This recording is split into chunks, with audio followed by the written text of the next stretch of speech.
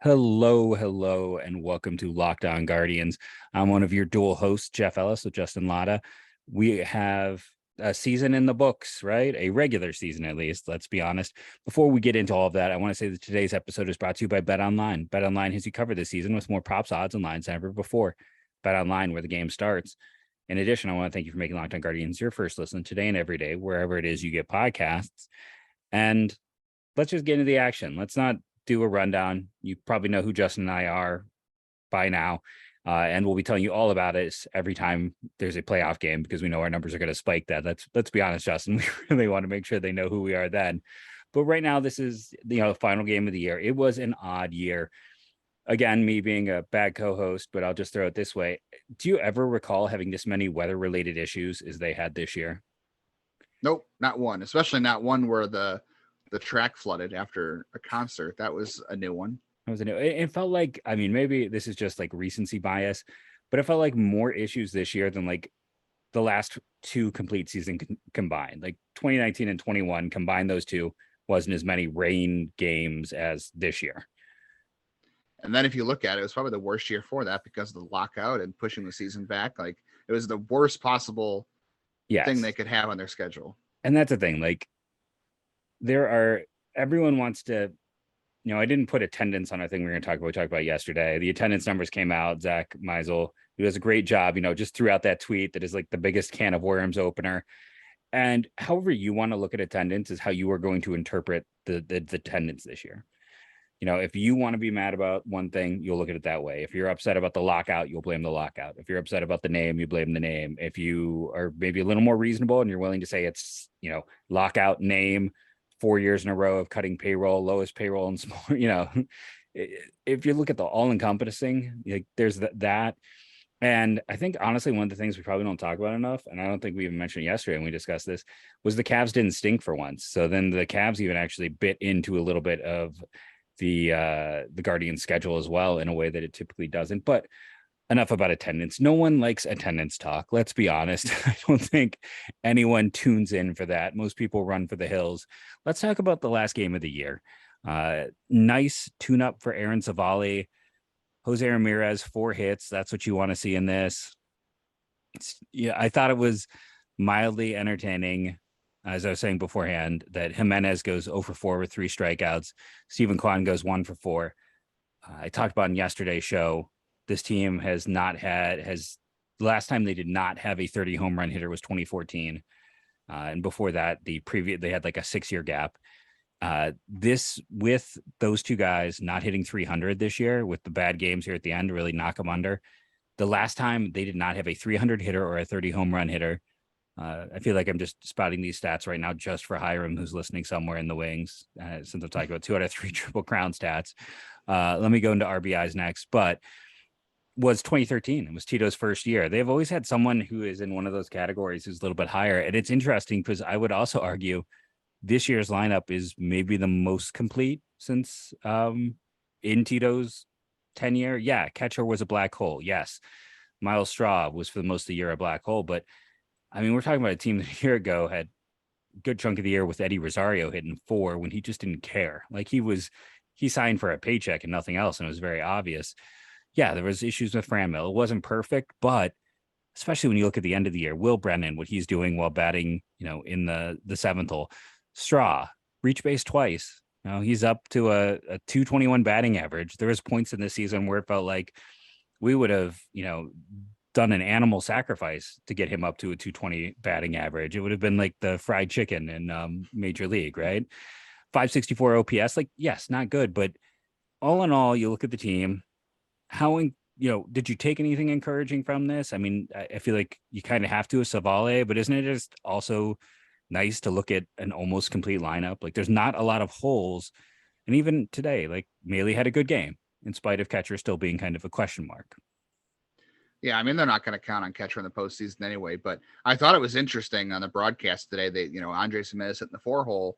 And I guess Francona didn't say this is going to be the postseason lineup, but he kind of threw a wink out. And there was some kind of nudge that, this might be a thing they do in the postseason with Jimenez hitting 4th. Of course, he 0-4 today, but he did get hit by a pitch. You had to include that he did get hit by a pitch. He is like Brandon Guyer on, I don't want to say steroids because that's a hot topic, but yeah, I don't know. But would that be like on like chicken nuggets to be like to get hit by a pitch? You probably want to be bigger. He's not a big dude. That's the funny thing. But like, yeah, the steroids of hit by pitch is chicken nuggets. That's my joke. Yeah, he shattered the record by like 7, I think, or 8. Yes. And I will say, I saw someone in our comments on YouTube say, why does everyone keep giving him the record? Guyer got hit 31 times in 2016. Only 8 of Guyer's were with Cleveland. The other 23 were with Tampa. So yes, Guyer did have more in a single season, but they were not with the Guardians. He has the most. He has been hit by more pitches while wearing a Cleveland baseball uniform than any player, just to quantify that. To be fair with rate stats, Guyer was not an everyday player. So the fact that he got hit as much as he did is still amazing. That is the one playing every day. Jimenez is. That is the one stat too. That is like the stat that is the most transferable for whatever. Like, I guess it makes sense. Like it is more a product of how you stand and where you stand, and not getting out of the way of things. But it is funny that like of all stats, that's the one like you can look at a kid in probably in like high school and be like, okay, but definitely like even college, it translates. Like that's the one. But I don't know. I have to really go and look. I'm not a big enough stat nerd to say I looked at Andres Jimenez's hit by ball data, but I feel like if it was going to be this big to set a franchise record, it would have stuck out some. I don't know. It's interesting. But Kwan also got hit, so it was a bit of a hit day. Barely, yeah. From the playoffs, I think they would have challenged it. If the Royals cared about this game, they would have challenged that. And here's the other thing. It's funny that like they're waiting on this Jimenez thing. I mean, I've been screaming.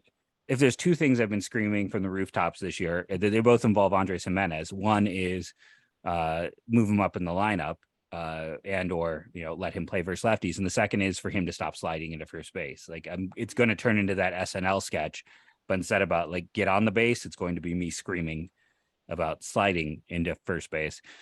I mean, so much so I went and found the sports science YouTube video to post to be like, no, there is scientific data that shows this is bad. Can someone in a very smart organization with a lot of analytical people just explain this, please? But yeah, no, I liked the lineup. Like, sign me up for this, like every single day. I'm good with this. For me, in an ideal world, it's probably Jose 2, Jimenez 3, Naylor 4, Ahmed 5. But yeah, I mean, I'll take this. We know Ahmed's not moving down, so I will take this current lineup. What are your thoughts on this? Yeah, it's fine. It works for me. I mean, Will Brennan, you could hit him second too. I think it depends on, lefty righty, because like we talked about, Owen Miller probably plays against left-handers. Definitely better options for hitting too. But for what this team's trying to do, like, Ahmed's speed and putting the ball in play, I guess it still fits their style. I can't help but laugh because of all the double plays. Like, that's all I could be like. It's like, yeah, he's got speed, but he's also the DP king. He is the, GI DP king. He just, for all of his speed. Yeah. Well, it's the same, like Jose Ramirez led the big leagues in pop-ups this year. The weirdness of that. I mean, maybe it changed. Let's put this way. Last time I checked, he was leading. It's been a week or so it could have changed, but yeah, it's, Kansas City is really bad. I almost feel bad for that fan base. Vinny Pasquantino is a real find for them. Bobby Witt was solid, if unspectacular. Melendez, looks like they've got some players coming together, but we'll see what Drew Waters can do or Waiters can do, but it's all those high picks and just not much to show for it. I almost feel bad for the Royals, but then they have a recent World Series, so I guess can't feel too awful for them as a team, and they have great ownership. So give and take. Yeah. What did you think of Trevor Stephan today? We talked about him recently on the show. I know it's just 1 inning, but yeah, he located better. I mean, he got out. So that was, what did he throw? 8 pitches. So that's what you want. I don't know how much of that is like the Royals just swinging and like, all right, we've been in Cleveland for 6 days and the season's over, ready to go home. But he didn't throw a lot of pitches. I think everybody in this game overall just played in a way where you feel like, okay, everyone's in a good spot going into Friday, except for Jimenez, but I'm not putting too much stock into that on the other side of things either. But everybody else played in a way where you're like, okay, this feels good. At least everybody feels confident. Yeah, it's going to be, and now we get the postseason, and if you're a Royals fan, you're waiting for the MLB draft lottery. Like that's kind of where it is right now. for a reminder, the Guardians pick is set. I'd have to go look. It's like low mid 20s, like 24, 25s probably. But this year now they're doing a lottery, like in hockey, like in the NBA. So you can have a really bad year like the Nationals and still not pick first overall. But speaking of things that you can pick or not pick, why don't we pick one of our favorite sponsors and talk about them right now? And that sponsor would be the good friends over at Bet Online, which, I mean, come on, you should know they were our sponsor at the top of the show. Bet Online has you covered. It is your number one source for all football betting info this season and baseball postseason. Find all of the latest player developments, team matchups, news, podcasts, and in-depth articles and analysis on every game you can find. And as always, BetOnline remains your continued source for all sports wagering information and live betting and up-to-the-minute scores for every sport out there. The fastest and easiest way to check in on all of your favorite games and events, including MLB, MMA, boxing, and golf. Head to betonline.net or use your mobile device to learn more about the trends in action.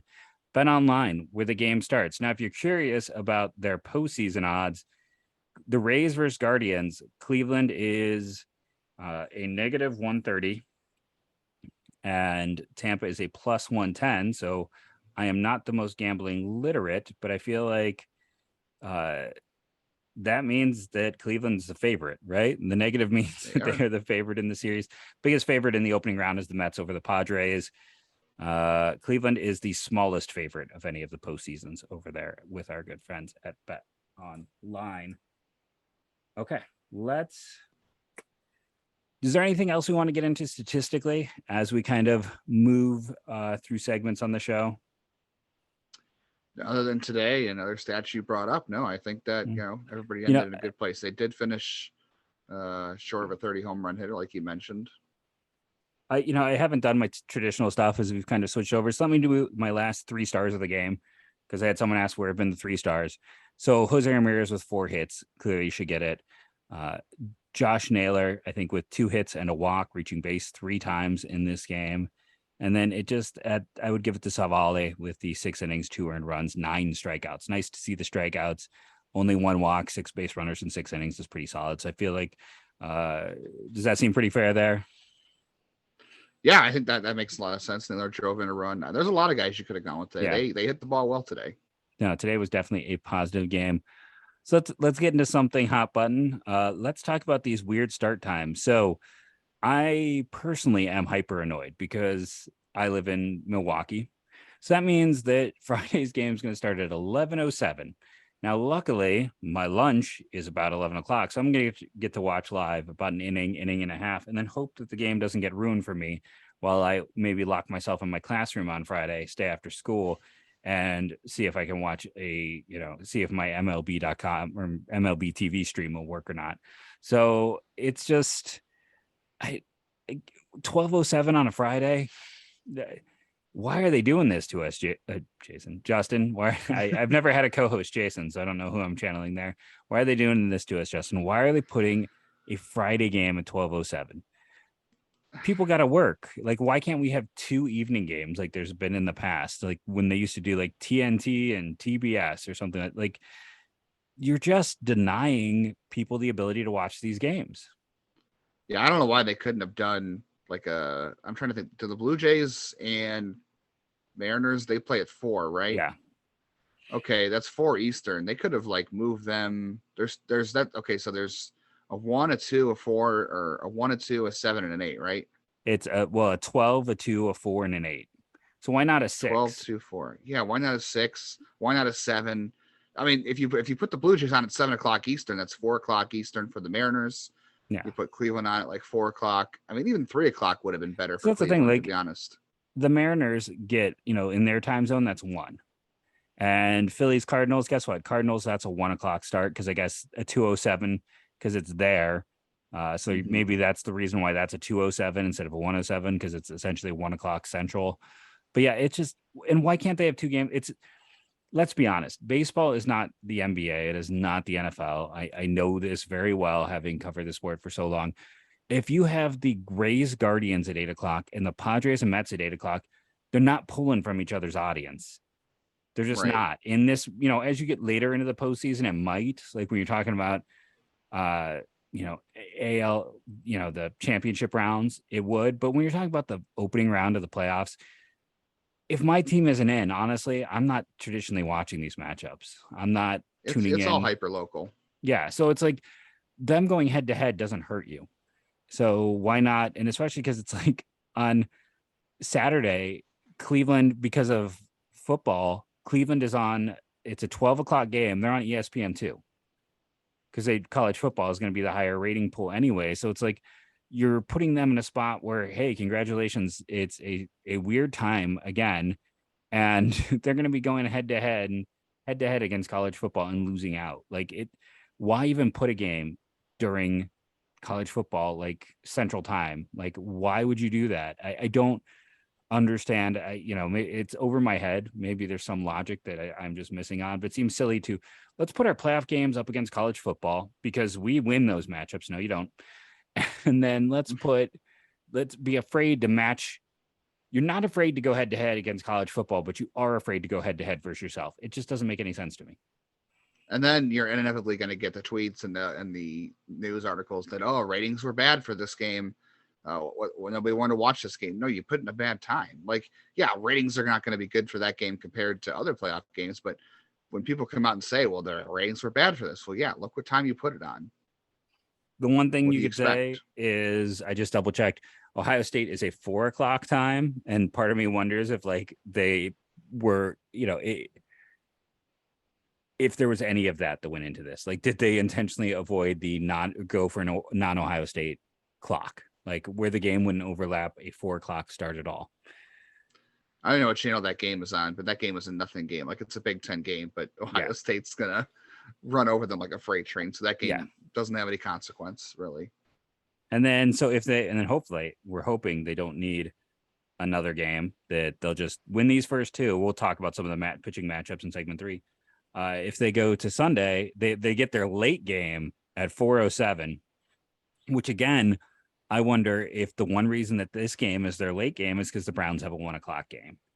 I just went and checked that out because I didn't know. So it's like, I do feel like part of this was to avoid a Browns matchup or to avoid an Ohio State matchup, which there is some logic to, but in that case, push the game late. Like don't put the game at 12:07 to avoid Ohio State. Put them at 8:37 or 7:37. And when Ohio State, that Ohio State game, it's like you said, it's going to be a blowout. So by the time the Guardians games start, people will probably flip over. Like they'll still be in a sports mindset. Whereas if you're like someone like me, I've got 2 kids under 5 or 5 and under, I should say, 12:07 game, it's going to be hard to navigate. And like my daughter actually has a birthday party this weekend because, that's what life is. So I'm going to miss Saturday's game, part of it as well in terms of live, because I have to go out and be a good parent. I can't be, I guess I could be a crappy one and be like, no, I'm sorry, I got to miss your party, but I'm not going to do that to the kid. But when you put him in the afternoon, it's just sometimes life things occur more than I feel like in the evening. So it's like,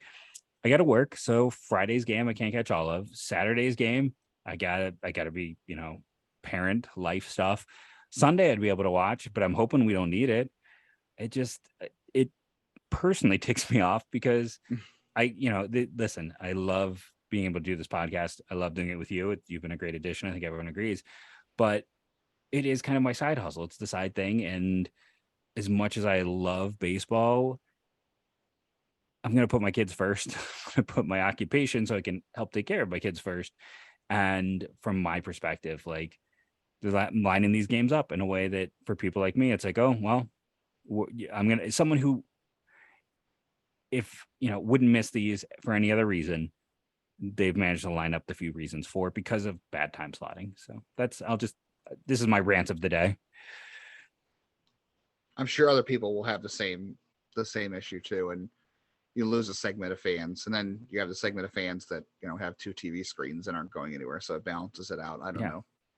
Yeah, it's the thing anymore. The time Saturday is not as bad. Like, yeah, you're going against college football, but the people who are going to watch are not going to get more national eyeballs anyway. The Friday one I think Friday one's the worst, not from a TV sense, but agreed. Attendance sense.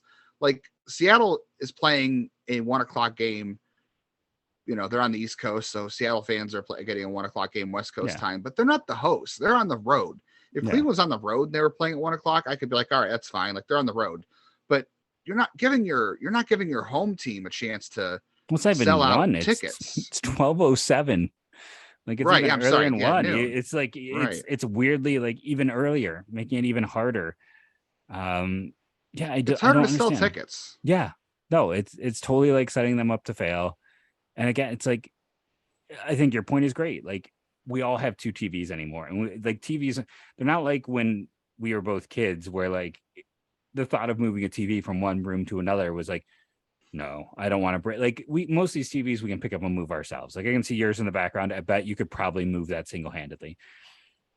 I don't think, you know, I think I would like I would have two TVs set up, both games going, and I'd probably have the sound on depending on the announce crew, like not even depending on the sport, just whoever was announcing, who had the good announcers.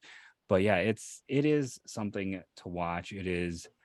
For me again, it's just an annoyance because I'm like, this is like the worst timing possible for me. Like, come on, MLB, you couldn't set up your schedule to make Jeff's life better. I don't want to talk in the third person anymore in that, but like they literally could not have lined this up any worse for me outside of putting it like 4 a.m. Like this was some kind of World Cup game taking place on the other side of the globe.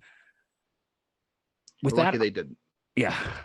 But I mean, I feel like maybe they considered it. Like just with the way the 12 o'clock time, I'm like, maybe they did consider a random 4 a.m. start time. Let's take our break here and come back and do a little bit of the preview, get into pitching matchups, talk about the injury list for Tampa. I think we have to just kind of almost go down that entire list as another name was added. So come back for some pre-playoff chatter on today's episode of Locked On Guardians. And we're back. So right after yesterday's show ended, was it before it cut off, or is it like you messaged me? Before we talk about the new injury, let's just talk about the fact that, okay, Mike Zunino, Brandon Lau, Kevin Kiermaier, Roman Quinn, Shane Baz, Brandon McKay, Ryan Yarbrough, Nick Anderson, Jalen Beeks, JP Fireeisen, Andrew Kitteridge, Ryan Thompson, and Francisco Mejia, by the way, is now on the paternity list as of the other day. But another name is added who we didn't even mention on top of all of those names. Since you told me, why don't you alert the fans who might have missed it? Yeah, I think like 10 seconds after we stopped recording, I noticed Colin Poche, who is one of their matchup. I shouldn't say matchup because loogies don't exist anymore, but one of their tough lefties out of the pen. Yeah, he's out with an oblique strain. So they're going to go from 3 lefties in the pen to 2. Although I did see today that Jalen Beeks has a chance to be activated, and they did have Josh Fleming up today, although he got shelled by the Red Sox. But yeah, Poche was a good one, and he's out for the season now. Yeah, it's a beat up bullpen. Like, listen, I appreciate that they got Sean Armstrong in that pen, but he is like the right-handed TJ McFarland. Like that guy just bounces around because the stuff is good enough to hold on to a 10th or 11th spot, but not good enough to stick. And this is, I think, one could argue. I've said that maybe the greatest strength of the Guardians is the bullpen, and that the bullpen is magnified in what it can do in the postseason. I think that might be their greatest weakness. What do you think? Yeah, I have to look at how things have gone in the second half. I did an article on it today about what Tampa's strengths are or how they match up against Cleveland's strengths, but I want to say Tampa is like something like 65-10 after the 7th inning with the lead or something like that. So when you face like the Pete Fairbanks is like, it's tough. Life is tough after that inning, but yeah, if they're a little bit beat up, and I'll pull some data. Why don't you talk about the pitching matchup since we know those? Yeah, game 1, not a surprise. It's going to be the Battle of the Shanes. You got Shane Bieber and Shane McClanahan, game 1. Game 2, it looks like Tyler Glass now is going to be stretched out enough to give them length. He went 64 pitches his last time out, so I think he's roughly, if they decide to push him, although it's the Rays, so they might do 2 times to the order max. And then it might be a Kluber, like a Glasnow Kluber combo, right? Is that kind of the thought for some? I don't know. I think what they'll probably do, if it depends on how the games go. I mean, I guess I'll see what happens in game 1, because if they lose game 1, it's all hands on deck for game 2 because you got to stay in it. But if they win game 1 and it's Tristan McKenzie versus Tyler Glass now, they have the option to go with Springs or Rasmussen behind, because they didn't start Rasmussen on Wednesday. They were recording this, so he's so available they ended up for holding the first him round. Reserve. Okay. Yeah. So they can tandem whoever behind Glass now, and then game 3 they haven't announced yet because I'm assuming they'll just see who's available after game 2. So in terms of like second half ERA for their bullpen, or your FIP, I should say, they are tied for 13th with Minnesota. Not great. It's since July 1st. I just did second half data. Their home run rate is relatively high as well. In terms of home run percentages, they are 10th in the second half. It's because they had a lot of injuries. The K per 9, they're 20th in the second half. Walks per 9. If you want to drill down to September, it's not good either. No, they're 29th. They're the second best. This went the wrong way on that. So the second best team. They don't walk a lot of guys out of the pen. It's a very Cleveland-like pen in that regard, but they don't strike out a ton of guys. They do give up some home runs. Yeah, if you drill down in September, it actually does get worse for the Rays. They have the 19th best bullpen ERA, 26 this month in terms of offense.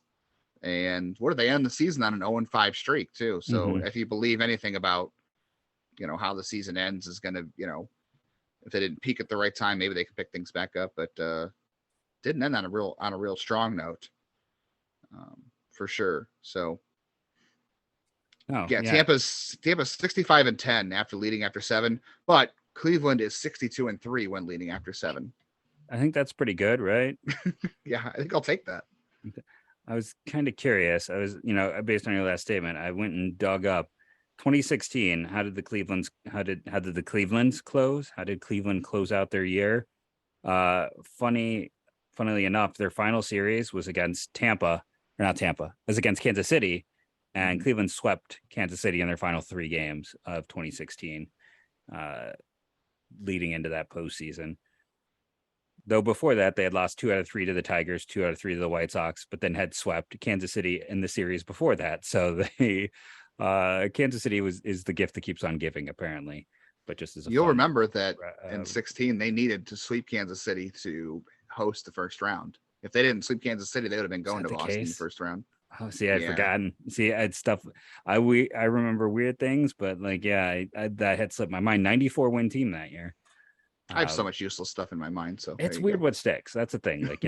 There's weird things that stick. But yeah, no, so we think it's the Battle of the Shanes. Then game 2, it's what Glasnow's only had 2 starts this year, right? Yeah, the one against Cleveland when he came back, and then this past week against Boston. So we'll see. That's quite the gamble. And then Springs is lined up for game 3. So they didn't punt it as badly as I originally said yesterday. It's a solid pitching staff.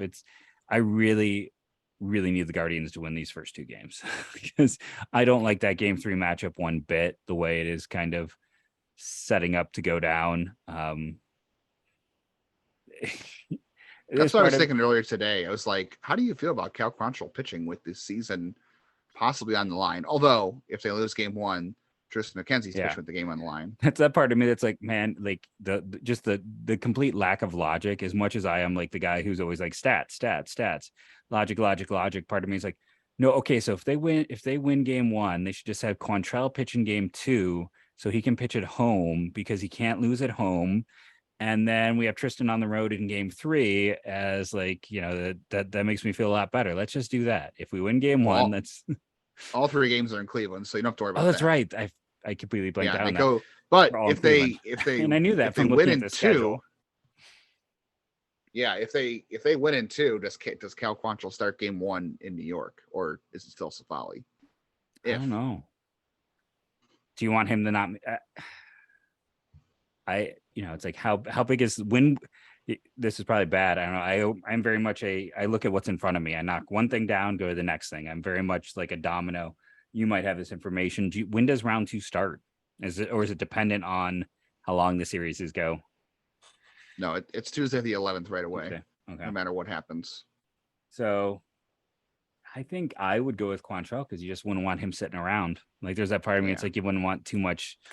Like Civale getting an extra day is not the worst thing in the world with his health issues this year. So yeah, I don't know. I feel good. Like I said, maybe it's just like I'm not quite as dyed in the wool as I used to be. So I'm not like just a huge ball of nerves. Now that I cover the team, it's not quite like when you were just a pure fan where you sit there and I'm watching the games and pacing my living room, where it's like, I'm just going to enjoy this. Like 2020 was a weird postseason. 2021 was, a pretty ugly year. And then 2019 they missed the postseason, so it's like the first real postseason since 2018. Really, I mean, so I'm just gonna sit back and enjoy. It's like, to steal the line from our owner, I'm gonna enjoy it. But yeah, it's like after losing Lindor and Carrasco and so many big players who were there for the last run, I'm just kind of looking forward to just having postseason baseball. It's like, especially if they win, I'm probably going to be using my MLB account to like rewatch these games a few times just to enjoy it. Maybe after the sting is worn off, I might even do that if they have a loss, just because it's postseason baseball is fun. You're going to have to enjoy it on record because the game started noon. So. Yes. I am on a tape delay. If you want to be a real jerk, go ahead and put the scores in my Twitter messages, and I might run across them. But honestly, I'm not the biggest constant user of Twitter, so you might not even be able to catch me that way. But that is a frustration for me. Like I remember the excitement of when these teams first started to get good when I was let's see, so 94 is the lockout. 95, I was in 8th grade, and like the joy of coming home, and like might have been more when I was in high school, but like Bob Uecker being part of the announce crew, like that's a distinct memory of watching a playoff game with Bob Uecker on the announce crew. And it's like having those kind of afternoon games was fun for that, but it was like late afternoon. These early ones on a Friday, that's not for me. Oh, last memory I have of a day game for Cleveland baseball when I was a kid was ironically 2001 was Jamie Moyer shutting down the then Indians on a, I don't know, it was like a Tuesday afternoon or something in Seattle. I had just gotten out of school, and that was it. That was the end of the dynasty that never was. No, yeah, it's like, I just have those, like, I remember watching like the Pedro Martinez perfect game in my grandmother's solarium and just watching them blow that series, and then he comes out, like, it's those weird memories that stick. Like I remember that. I remember missing listening to the playoff game on a radio one year. Must have been one of the ones in 97 when I was like doing my driving for like to get my license. Like it's funny what sticks with you, what you remember. I couldn't tell you what game that was I listened to, but like that's a distinct memory, is listening to a game while this grizzled older gentleman is like alternating, like, turn right, turn left, go here, stop, I gotta go get some smokes. Like, I remember things that just don't happen anymore. I don't think anyone's going to experience their driving instructor smoking a pack in the car with them. Like that's a bygone age. I'm not saying it was a better age by any means, but just a different time for baseball. Any final thoughts before we wrap this one up and put it to bed? No, just like I said, for what you can take it for, they played well. They played their style of baseball on Friday and or on Wednesday, and you hope it carries to Friday. That's about all you can hope for, and I'm sure the advanced scouts will be ready with tons of information, and I'm ready to be nervous. Yeah, I mean, I don't want to make it sound like I don't care. I definitely care. I'm going to be annoyed. I'm going to be mad. I will have some pacing. It's not quite I'm not going to make myself sick anymore, is more the difference. Like now I can enjoy the games without sickness. But yeah, I find this to be such a fun team. I'm just going to have fun enjoying extra baseball and like meaningful baseball. I know it's, like I said, it's only been a few years, but I've missed meaningful baseball. Yeah, I work from home during the day, and I'll have the game on, but my employers probably aren't listening to this. I'm sure I'll be paying quite a lot of attention to the television while I work Friday. There's that part of me. It's like, can I make this a math lesson with my students and just we'll watch the game? Like I had some teachers last year who put on the NCAA tournament in the district I was in. I'm like, can I get away with baseball? I wonder. If I can, it might occur. So we'll see. But I want to thank everyone for listening. Remember, rate and review, download daily. Please subscribe on YouTube. Help us getting another monetary stream going. It's huge for a little podcast like this. We were top 10 the last 2 weeks in the entire MLB network for Locked On in terms of watches. So thank you all who are taking part. And how I end every show. Go, go, Guardians, go.